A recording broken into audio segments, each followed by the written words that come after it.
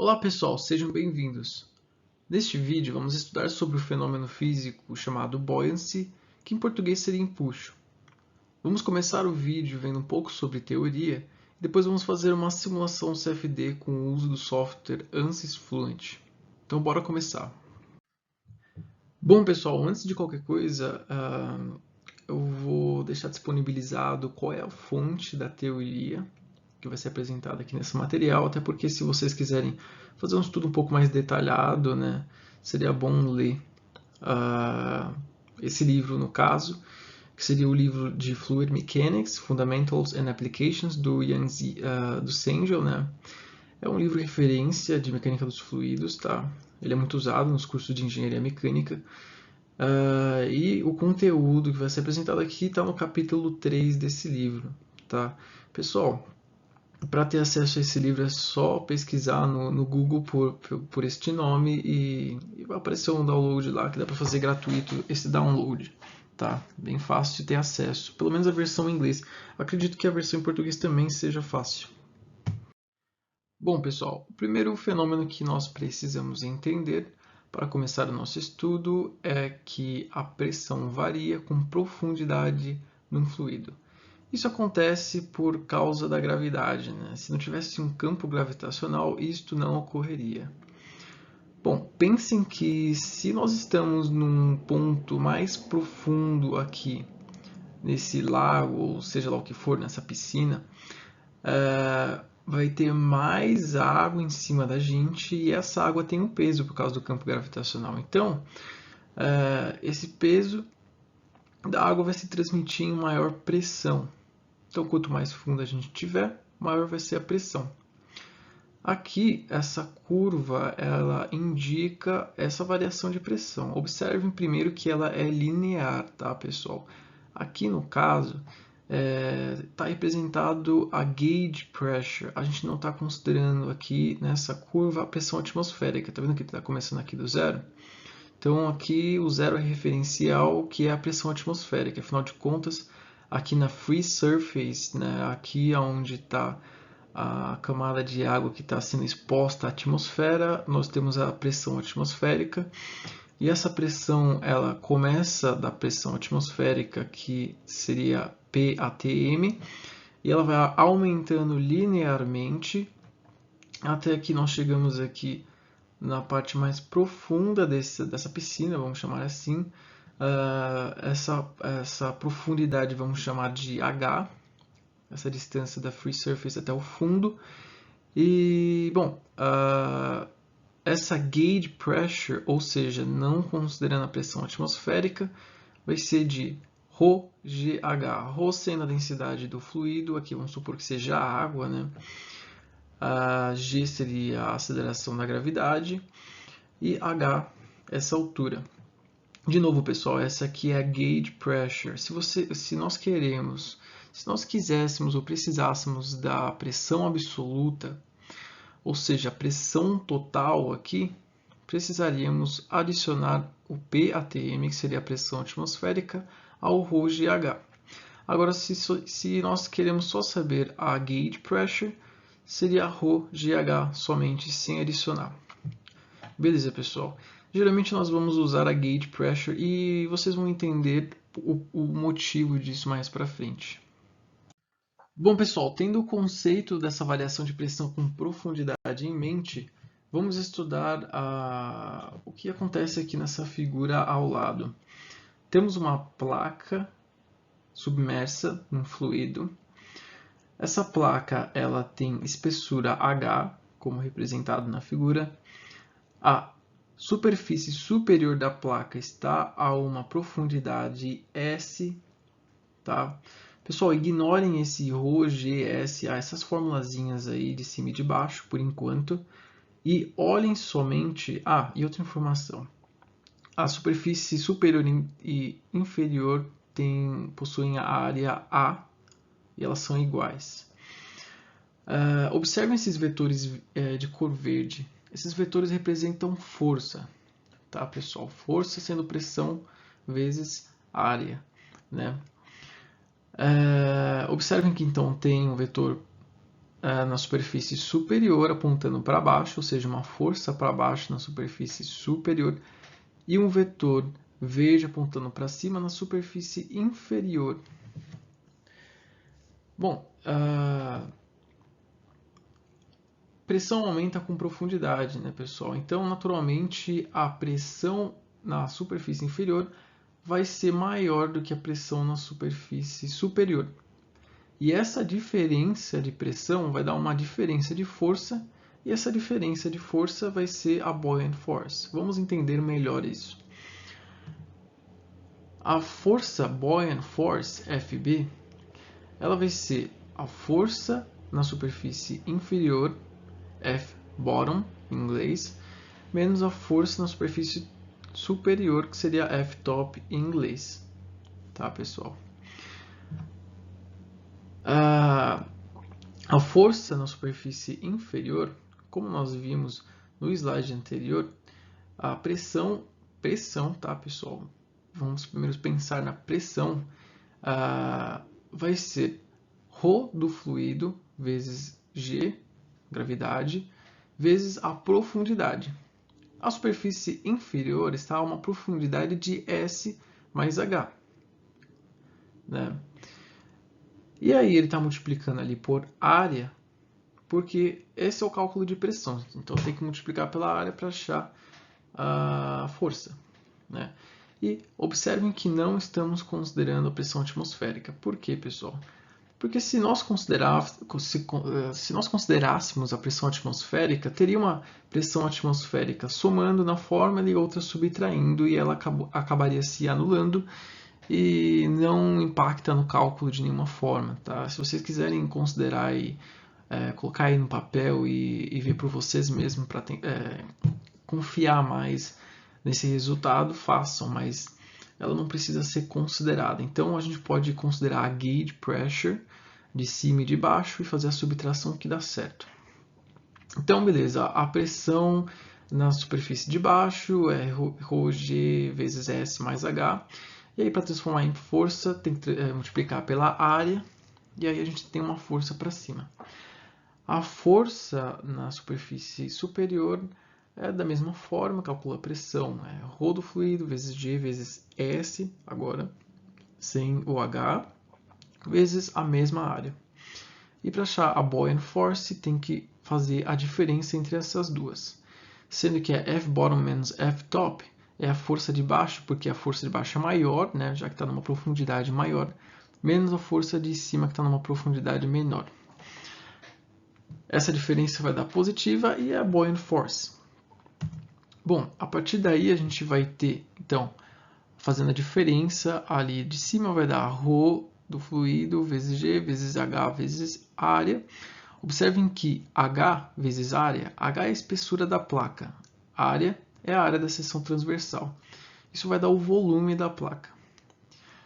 Então a gente vai ali ter ρ, a densidade do fluido, vezes G vezes o volume da placa.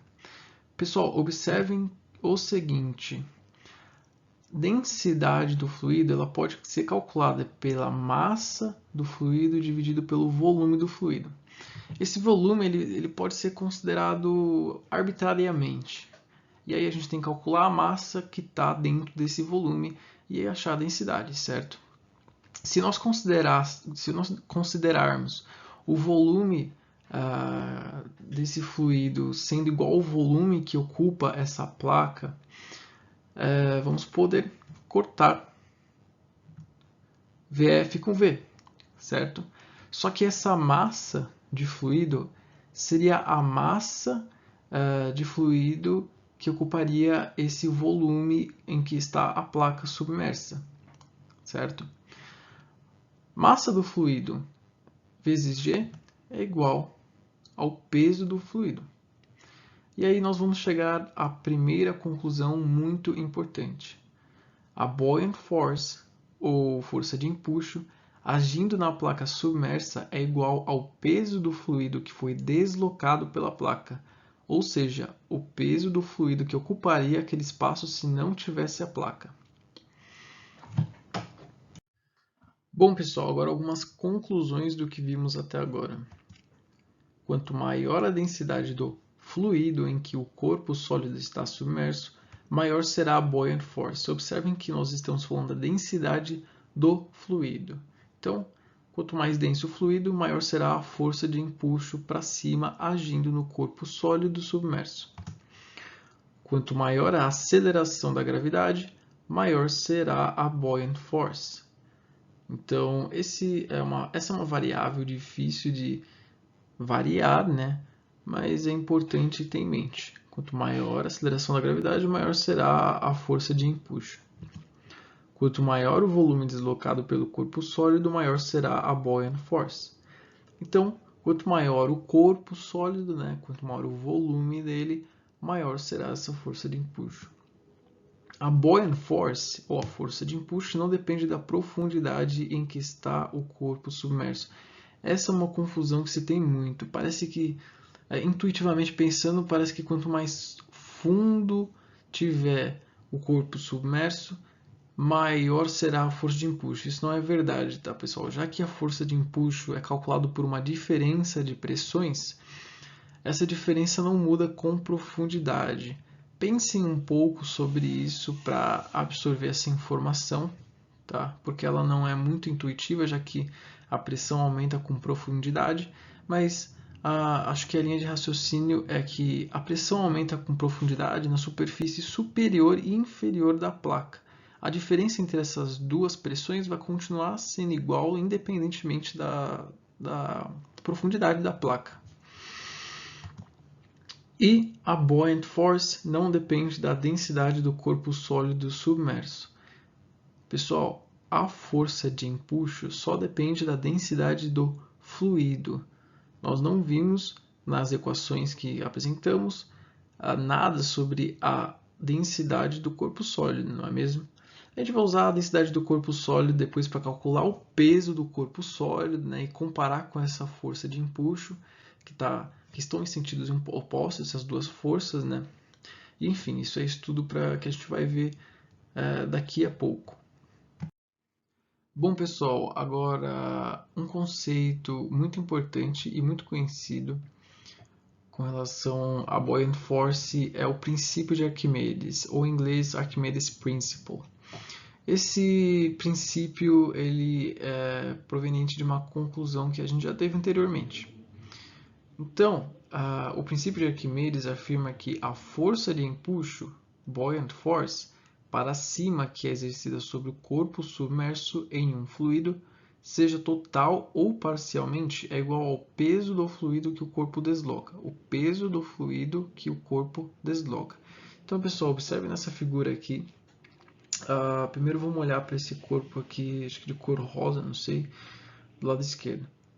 É um corpo submerso, um corpo sólido submerso num fluido, tá?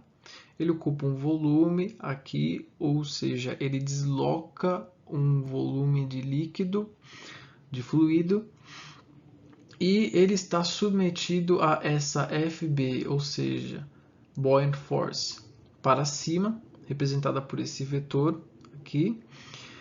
E vamos entender um pouco até aqui esses vetores em volta desse sólido. Observem que esses vetores que estão aqui mais na parte de cima, eles são menorzinhos, né?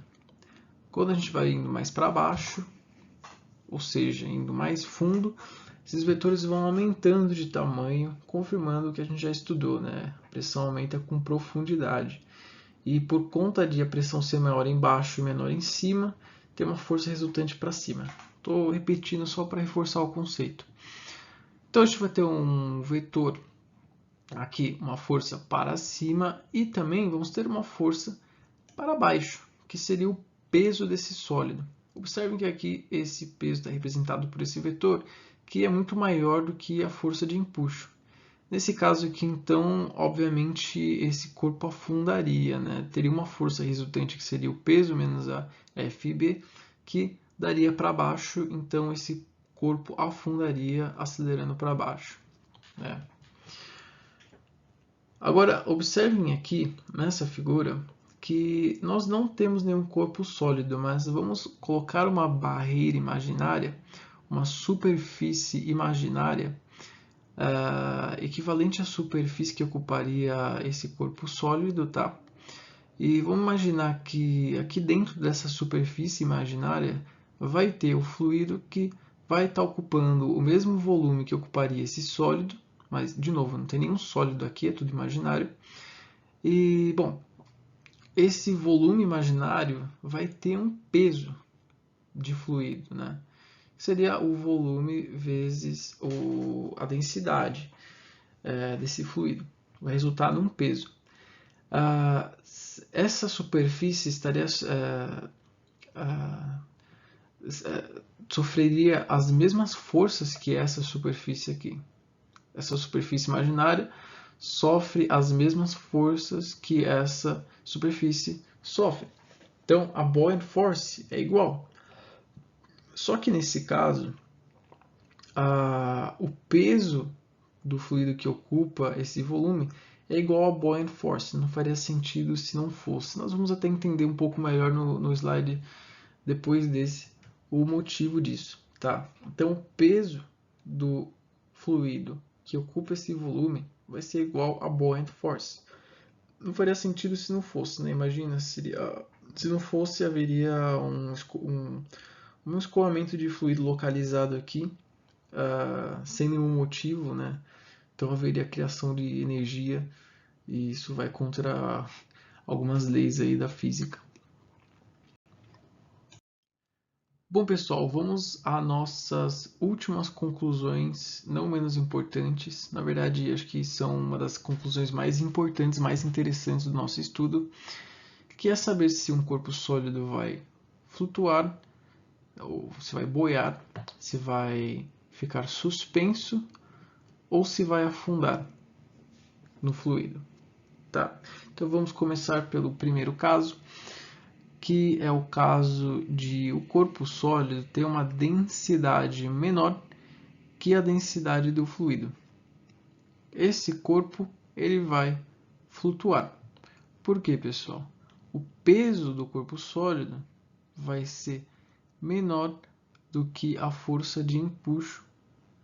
Então, a resultante vai ser para cima e esse corpo ele vai boiar no fluido. Na verdade, ele vai ficar submerso até um certo nível que as forças se igualam, tá?